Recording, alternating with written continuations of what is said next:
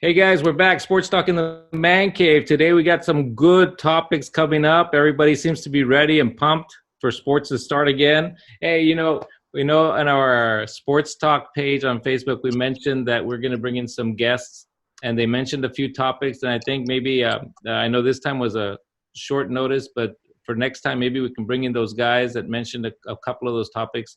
They seem very interesting, and because of that, we're going to do a little bit of a lightning round right now with you guys with some of those topics as well. So we're going to start. I'll give you guys each about 30 seconds to talk, and then we'll move on to the next and see what you guys think. First topic, first of all, Carlos, should we pay college players?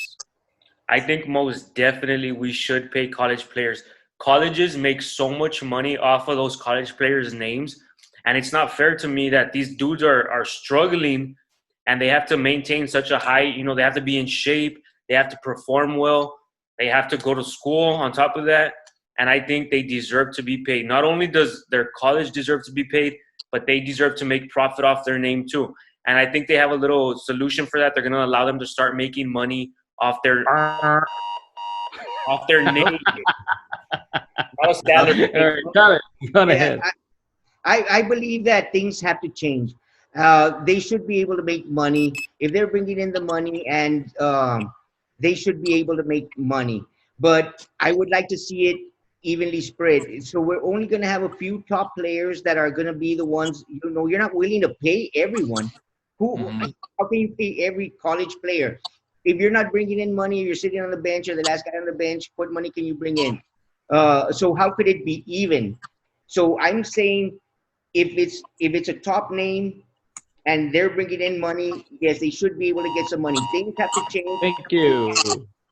Okay, there we go. Yeah. I mean, you're kind of right, Charlie, but at the same time, it's going to be very tough to spread out that money, like you're saying. Like, for example, you're going to have to probably do it into tiers. You have a top tier player and a lower tier player. You cannot pay Tim Tebow the same amount. You cannot play a kicker the same amount you're paying like a guy like Tim Tebow, who's bringing all this revenue, jersey sales, helmet.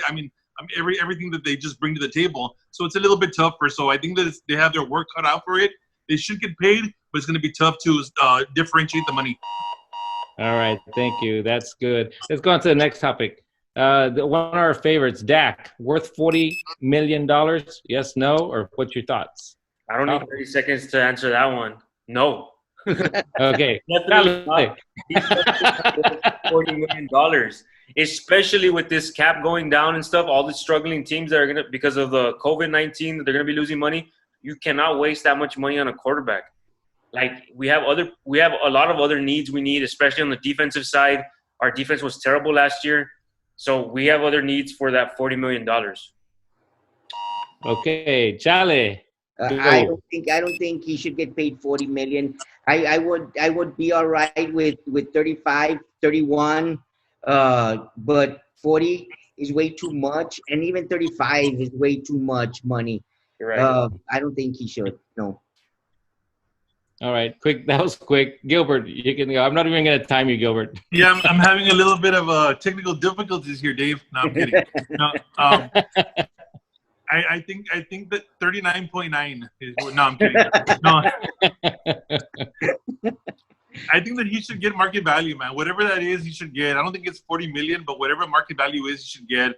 I mean, they paid everybody else. They paid DeMarcus Lawrence, the top pay, 100 million. He's made more than any Cowboy in history. They paid Zeke the most. They're paying all these guys that haven't even lived up those contracts.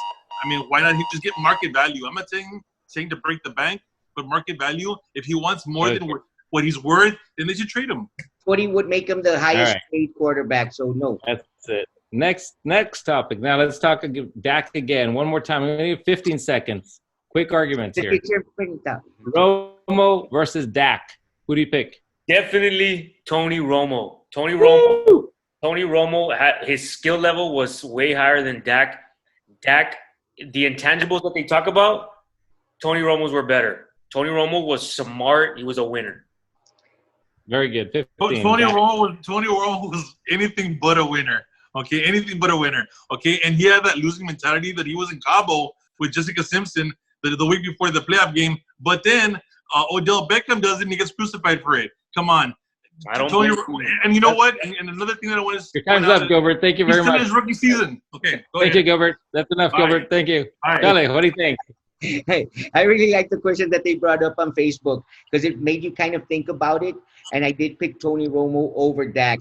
You know, like the cut one, pick one, start winning, bench two. Yeah, that was a good one. And everybody cut number 4. Every single person cut Dak. That was funny, man. All right. Next one.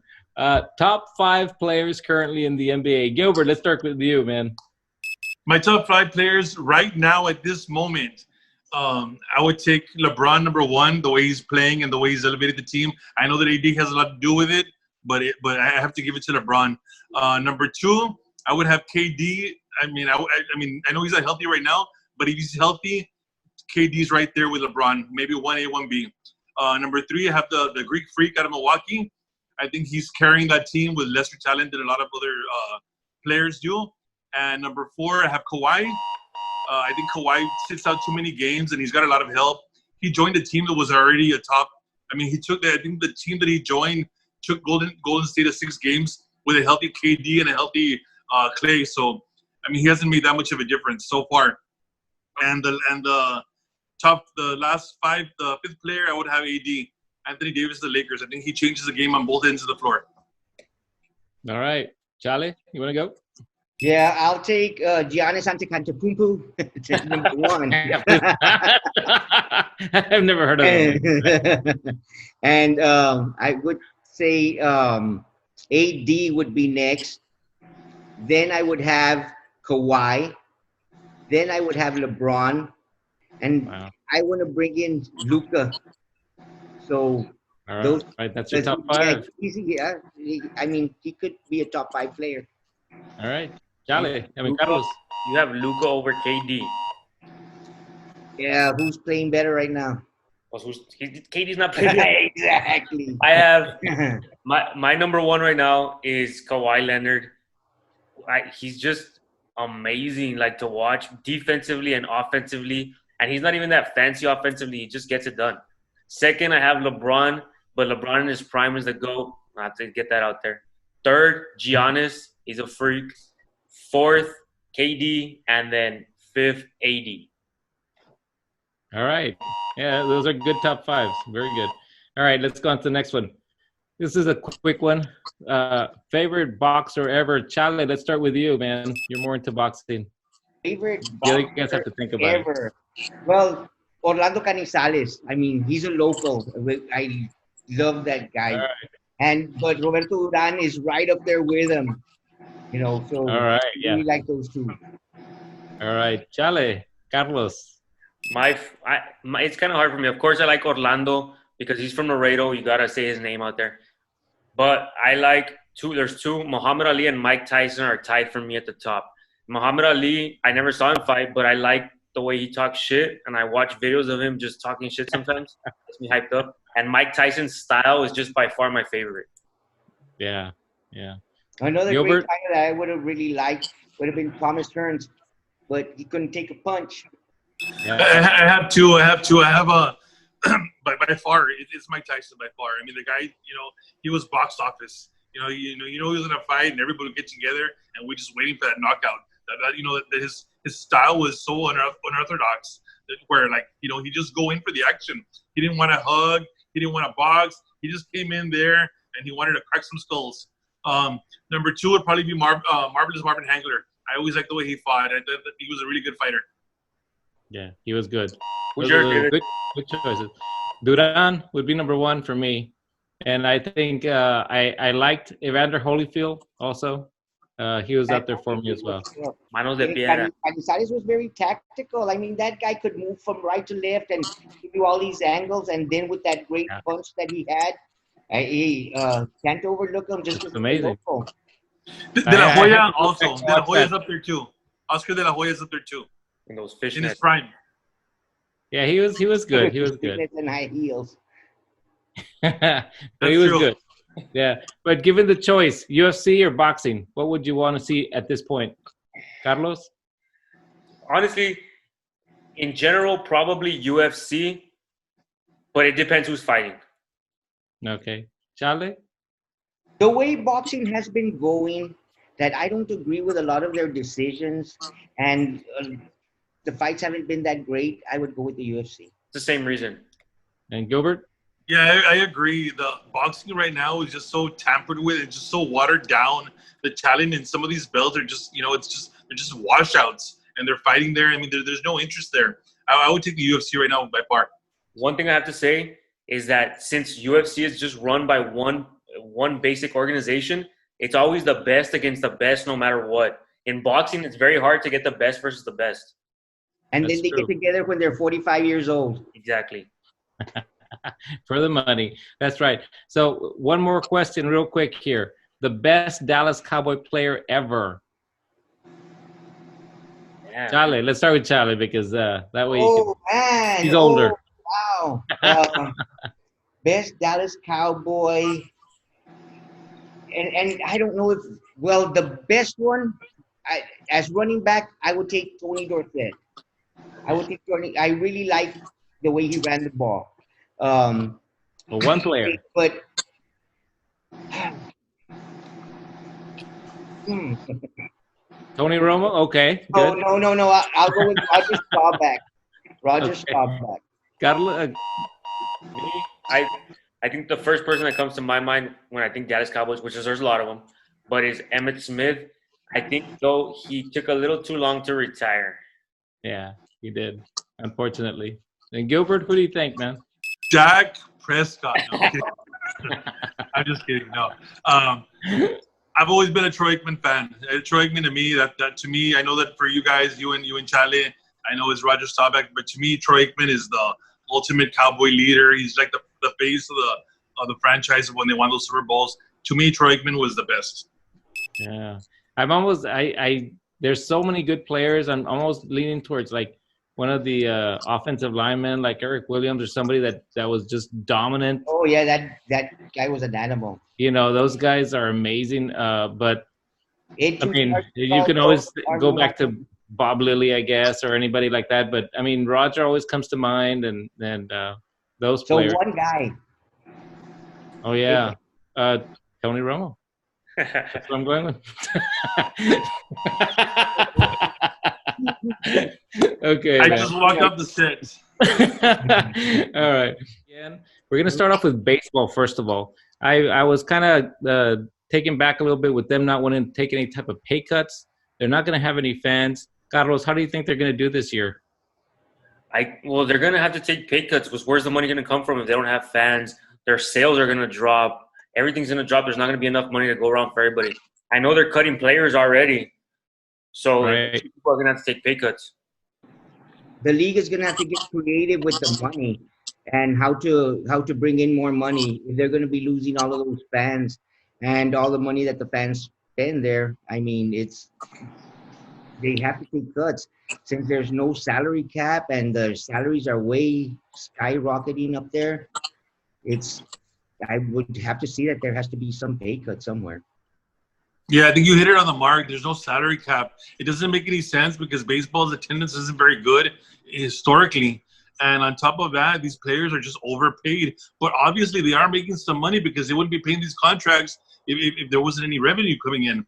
I think the most of their money comes, I think, from merchandise and the TV contracts. Yeah, you know, they have 466 players making $1 million or more. That is practically every single player there is. And the lowest player is probably in the 500,000 range that they make. And that's like number 511. So they're making too much money. And in a year where there's unemployment up to 40 million people unemployed, they're not willing to take any pay cuts. That's amazing. And the ones that are going to suffer mostly, Dave, are the minor leaguers. These aspiring major leaguers that aren't making that much money, making the good. The what's it called? The stadiums, they're not getting filled. They're not selling any merchandise, so they're cutting these players. So these are the guys that are suffering the most. Yeah. Right. What do you all think about cutting the major league players and bringing in the minor league players for a lower pay? No. No. You have to have the best quality player out there. I mean, you have to have the best players out there. If you want people to see them, I mean, you have to have the best quality players out there. Yeah. I think the NFL learned that the scabs don't work. True. That's funny. Well, yeah, it's going to be tough for baseball, but same thing for the NFL. I mean, they're still acting like they're going to have a season that's everybody's going to be there.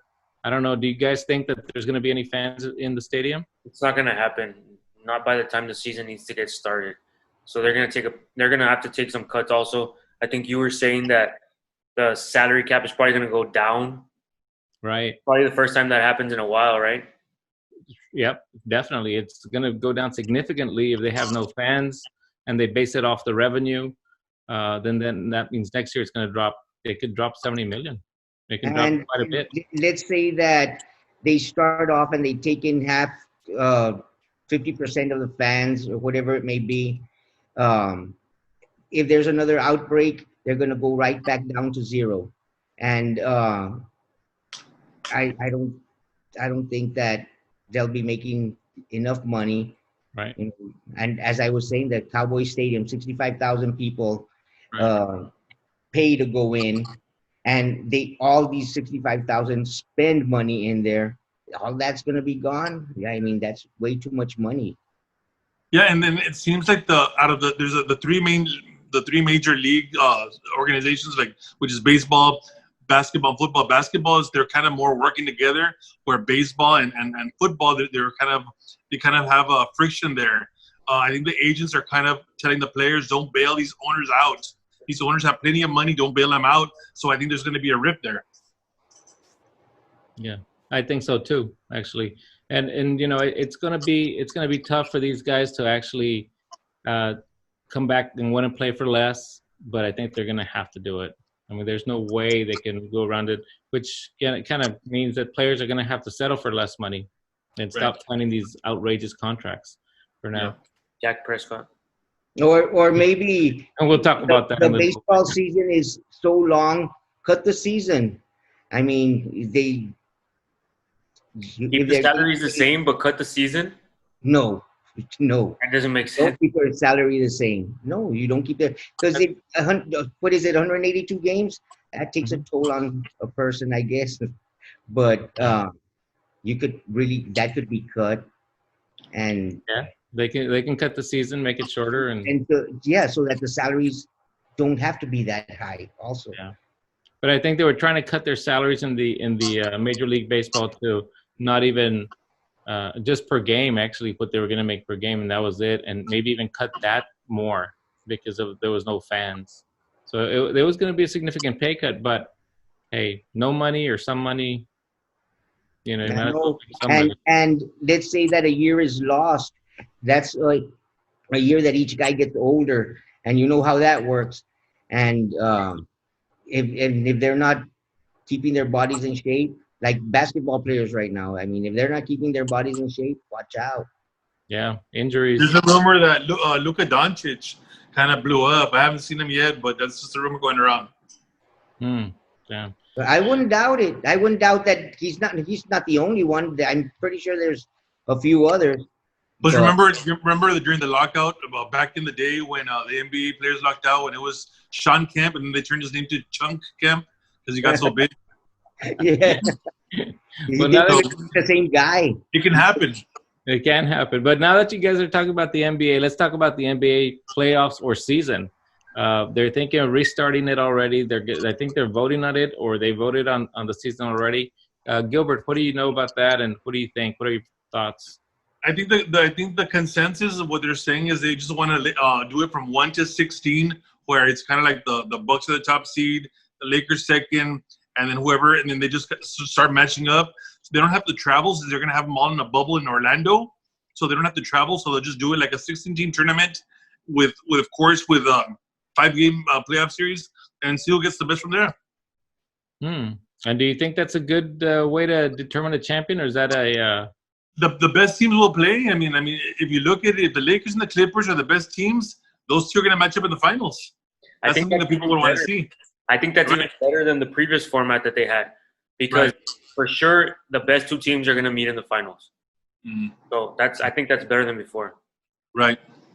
So you think it may change the landscape of how they do playoffs in the future? No, because of the traveling, it's impossible. And if once they start going back to playing in their arenas, it's impossible to have the East Coast and West Coast traveling so much. So they have to keep it. I think this year will just be the exception. I think that if it ends up going well like this, they might adopt it for the good. For good. And you know how they can do that, right? By not traveling back and forth, having a site the way that they want to have now. You have a site where they're going to play the games, and the teams go and they play there, and that's the way you can avoid traveling. And everybody has the same. Except I'm hearing that some of the teams would have better accommodations than others, and there's complaints and stuff like that. I wonder if LeBron has anything to do with that. Does he want to keep that? Top teams get the best hotels. That makes sense. Yeah, top seating. That's why you're in the top seating. That's the way you're in the best bed. That's your home Marriott's, and then you go down to Motel 6. Is that the deal, man? Yeah. Oh, that's tough, man. That is hard. Well, it's going to be interesting either way. I know we talk a lot about the asterisk, but a champion's a champion no matter what, right? There's going to be a champion. There's going to be a champion, and as much as I wouldn't want for there to be one, because you know who it's going to be. I'm thinking I know who it's going to be, and I hope that they come back. Everybody comes back in very good condition, and they have great games. But yeah, I think I know who it might end up being. Well, one of 3 teams probably. But once we get to going in the playoff and they rank them and they put them all, we'll get together and we'll talk about that one and see. They gave the old man how many months to rest his legs? Old man, LeBron. That guy, that guy right there, that one. That old man was in the MVP race. Yeah, and they gave. No, go ahead, Charlie. Go ahead. But they gave him all this time to rest his legs. He probably benefits more from it than the younger guys, because his age, no matter how well he takes care of his body, his age is getting up there. 35, I believe. Yeah. Now there's a rumor out there also is that the players are adamant about playing a couple of games before the playoffs so they can be ready. They don't want a bad product up there. On top of that, the NBA wants Zion to get a chance to play in there. So they need those games in order to see if the Pelicans can get in there. That way they can get more ratings.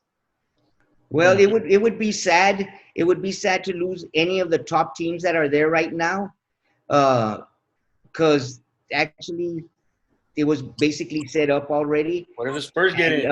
Just to try to get one player in, just to get one player in. Yeah. The ones that had done the best up to that point. But I do believe that they should get at least a month to work out of maybe a couple of practice games with any other team or whatever it may be. Yeah. But I would say keep the 16 team. It would be nice to see an underdog and a low seed come in and win it all. Yeah. Cinderella story. This might be a little bit different because the hottest team a team can give you a low seed. There's a home court advantage. So, let's just say, for example, the Nets bring back KD and Irving. They can easily upset the Lakers. You never know. It could happen. Yeah, you never know. You never know, and you have to play the game to find out who's going to win it. So we'll see how it goes. Now let's switch sports real quick. Carlos, I know you mentioned today UFC is going to Woodley versus Burns. Tell us a little bit about that fight. We're getting some action today, some sporting events today. UFC, Tyrone Woodley, the former champions, 170 pounds, taking on Burns. And so Tyrone Woodley's kind of, I know you all don't watch UFC much. He was a champion for a good while, but he always had problems with Dana White because he's such a boring fighter now. And he would just wrestle dudes for the whole 5-minute rounds. Like, it was boring. So I hope he loses. But he's going to get a shot today. He's the number 1 contender right now, and he's fighting a guy that's all right. So it's going to be a good fight. It'll be interesting. So that's tonight. So hopefully it'll be nice, and we can talk about that one next time around. That's been one of the greatest fights ever. We'll see how that goes. Guys, it's been a pleasure seeing you guys again. Hopefully we'll do this together soon. Back in the man cave. I don't know when. Hopefully. Maybe next month or the Well, following month. let's comply with the city here. What was it? June 20, June 22nd? June 30 or something, whatever, at the end of the month. Whatever it is. Let's break the That's law right. and let's do it a week before. All right. Last question. Best coach ever? NFL? Bill Belichick. Bill Belichick. Yeah. Tom Landry. Thank you. Woo! We'll end on Tom Landry. Best coach ever. Thank you, guys. All right. See you all. Yeah. Take care. Peace. Right.